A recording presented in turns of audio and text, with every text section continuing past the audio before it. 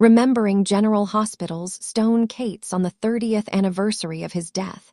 Plus, Kimberly McCullough reflects on the groundbreaking story. November 29, 1995, was an impossibly hard one for fans of the ABC soap. It was also what the Emmy winner calls my finest moment as an actor. Newer daytime viewers may not realize it, but there was a time, a long time, in fact, when soaps not only entertained, but informed their audiences. We still got our love triangles and catfights and evil twins and all that, but we also got stories that opened minds as well as broke hearts.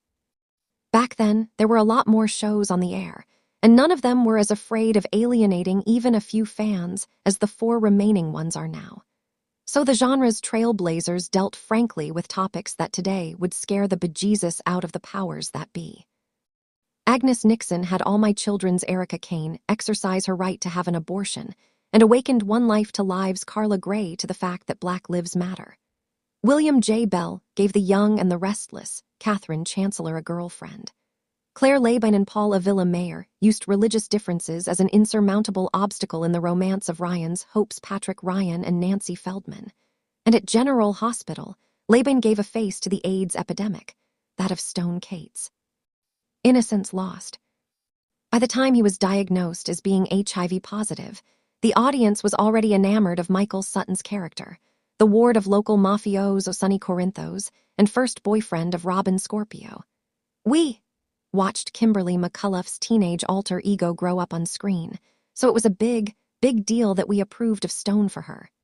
Heck, we liked the coupling so much that we were always rooting for the kids to overcome the objections of her Uncle Mac to be together. At first, the youngsters had practiced safe sex, but since he had tested negative for HIV, they threw caution to the wind, a decision they'd both come to regret more than words could say. When Stone came down with the flu, he got retested and learned that he was HIV positive. How could he possibly tell Robin? "I put you in danger," he wept. "Oh, Robin, I see you." From that point on, Stone's condition worsened with a speed that underscored the cruelty and relentlessness of the disease. As it progressed from HIV to full-blown AIDS, and Robin found out that she, too, was infected, the patient was given his options by doctors Alan Quartermain and Tony Jones. But each course of treatment seemed worse than the last, and neither was guaranteed to extend Stone's life, much less make it one that he'd feel was worth living. In the end, Stone elected to spend his final days at Sonny's penthouse. There was nothing to be done by then but love him. He couldn't even take comfort in the sight of Robin. AIDS had intensified the effects of Stone's CMV retinitis and stripped him of his vision. At least he could feel Robin's hand in his and hear her voice, as soft as a caress. "I'll go get you something to eat, okay?" she said on November 29, 1995. "Don't leave me," he replied, his face ashen, his words barely a whisper. "Go stand by the window in the light." Robin did as Stone asked, and slowly, little by little, she began to come into focus for him. He was so shocked that he gasped, audibly gasped. "I see you," he cried in disbelief. "Oh, Robin, I see you." Alas, her face would be the last thing that he would see in his short life. Life after death. Tears streaming down her face, Robin climbed into the bed where Stone lay, wrapped herself in his arms, and wept. He was gone. When Sonny came in, Robin's expression told him all that he needed to know. But what could he do with it? He paced as if he needed something to punch. He was a fixer. What the hell could he do with this pain that he couldn't take away, not from Robin or himself? What could he do for Stone? Nothing. Sonny couldn't take it. Later, when the Don was left alone with the boy that he loved like a son, he held Stone's hand and allowed the anguish to eat him from the inside out. It tore through him like a razor blade, one that he couldn't be sure he'd ever stop feeling. Meanwhile, Mac called Luke Spencer for his niece. Luke knew. The minute Mac said that Robin wanted to speak with him, he knew what had happened. "Thank you for being so good to Stone," Robin told him. "It was an honor, love," replied Luke. Robin's dad used to call her that, she remembered. She could only wish that he was there with her now. Finally, as Stone's loved ones gathered at his deathbed, Robin mustered up the strength to tell them, "It's gonna be okay." How? Asked Sunny. I don't know yet, she admitted. But we have to make it like that. It's what he'd want. Life goes on. Robin was right. It was okay. Eventually. Not right, not the way that it should have been, but okay. New drug therapies have allowed her to live a far longer and healthier life than Stone did.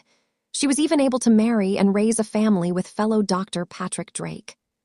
But neither she nor Sunny ever forgot Stone. Neither did we. And when we think of him and feel all over again the ache of his passing, we hope against hope that our shows will become braver in their storytelling, so that plots like Mike Corbin's losing battle with Alzheimer's disease become less remarkable for their rarity than for their exceptional quality. A quarter of a century after Stone's passing, McCullough took to social media, saying that, 25 years ago today, I experienced what would become my finest moment as an actor. My character lost her first love to AIDS.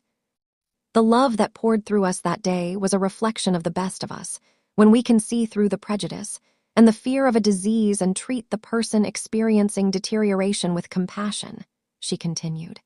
Telling stories can be a vehicle for enlightenment, and yes, even soap operas can change the world. I believe we did that with the story of Robin and Stone. A lasting impact. In 2021, McCullough sat down with Maurice Benard, Sunny, to further discuss the significance of the storyline.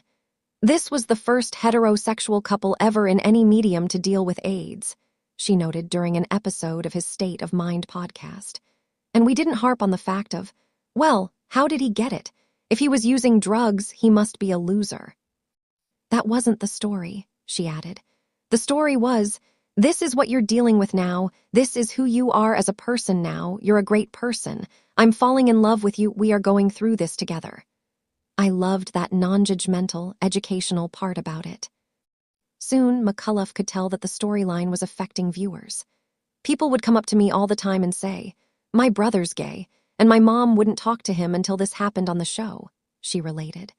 And it's not like we were doing a gay storyline, but it was like some people had to see Robin, who they had watched grow up. They had to see her go through it for them to realize that, oh, this can happen to anyone. It's not because my son's gay, and that means he's bad. It was able to break through in such a lovely way.